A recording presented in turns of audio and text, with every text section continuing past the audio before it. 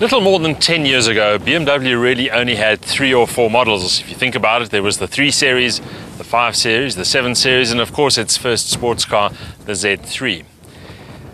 Decade later, and now BMW's garage is bursting at the seams. Besides the 3, the 5 and the 7, we also have the 6, the X3, the X5, the Z4, and on the horizon even the X1. But right now, the freshest member of the BMW clan is this car. It's called the BMW 5 Series Gran Turismo. BMW claims the Gran Turismo has created a completely new motoring category, a niche that combines the space and luxury of a 7 Series sedan, the presence and individuality of an X6, and the utility and versatility of a large hatchback. It sounds like an impossible combination of virtues that would result in a very odd-looking car. Certainly that was the impression I got when I first read about it and saw the first images, but in the metal the 5 GT intrigues rather than dismays, and its bold lines seem more balanced and cohesive than expected. The defining element of this car is the rear design. It determines both the functionality and the appearance, and it has a roofline that sweeps back in a way that back in the 70s we used to call a fastback. Of course, the most ingenious part is how that rear actually works, because it's actually both a tailgate and a boot lid. That one intelligent feature almost transforms the 5 GT into 2 completely different cars. Use the boot in the conventional way and it becomes a stub-tailed, slightly unusual sedan.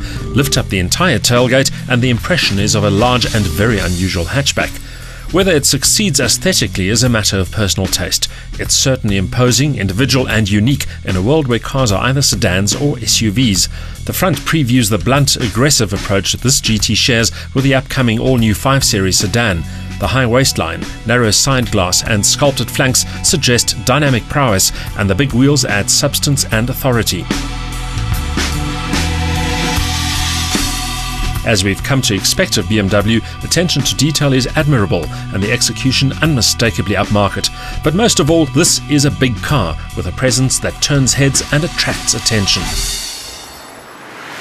Because the 5 GT is a big car, it comes as no surprise that there's an abundance of interior space. And in fact, sitting at the back as I am now, this car feels more like a 7 than a new 5. You can actually adjust these seats individually to tailor-make the seating position for rear occupants as well. But the 5 GT still is very much a driver's car, and although this fascia looks quite busy and there's a lot of switchgear even on the steering wheel, everything is orientated towards the driver, making for an intuitive and involving driving experience. Those familiar with BMW's current products, especially the latest 7 as well as the X5 and the X6, will feel instantly at home. Elements such as the iDrive controller, the gearshift lever and the heads-up display are identical, but the elegant treatment of the instrument dials and the top-grade materials also serve as a reminder that the 5 GT is first and foremost a premium car. Of course, the options list is a long and exhaustive one, allowing purchasers to tailor their specific version to suit specific tastes and priorities. Our test car bristled with extras such as surround parking cameras and a rear seat entertainment system with twin displays. But practicality is one aspect that comes as standard, thanks to that large and heavy tailgate. Opening it provides a massive aperture through which the equally massive cargo compartment can be conveniently accessed. Need even more space? Then fold the rear seats forward to create a flat-floored expanse that will make most Bucky owners blanch. I'm not sure what owners will shove into that boot though. In fact, for most 5 GT drivers, the dynamics might end up being more important than the practical aspects.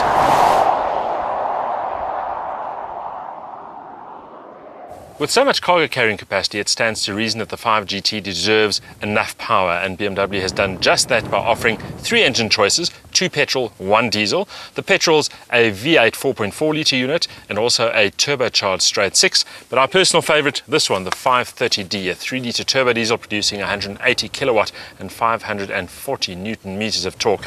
Certainly enough to haul this vehicle around as if it's a sports car. All that urge is delivered to the rear wheels in traditional BMW road car fashion via an 8-speed automatic gearbox.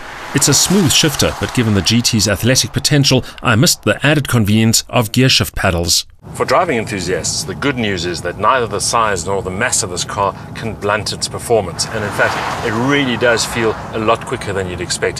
0 to 100 time in the low 6-second bracket, top speed predictably again limited to 250 kilometers an hour. But more importantly is the mid-gear acceleration. This car's got a lot of thrust, and overtaking anything is absolutely child's play. That's important because besides all its other attributes, the 5 GT also expresses a certain dynamic promise, one that is very much a part of the BMW brand identity.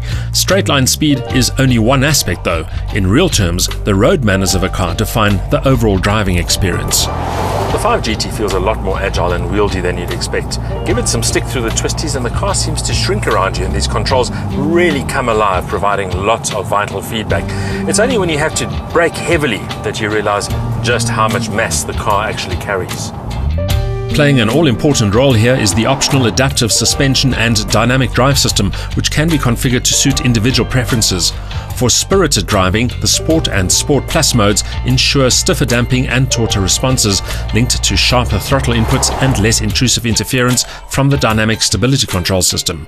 The result is a car that feels nimble and composed even when pressing on. I'll be the first to admit that I wasn't that impressed when I saw the first images of the BMW 5 Series Gran Turismo. To me it looked like BMW was simply trying to create a new niche for a product that nobody really knew they needed. But now, having seen the car in the metal and actually driven it, I have to say that it's a lot more convincing than I expected. Personally, I wouldn't buy it because, frankly, it's just too big. However, if you're looking for a vehicle that offers space, comfort, luxury and versatility, and you don't feel like buying an SUV, this baby's definitely for you.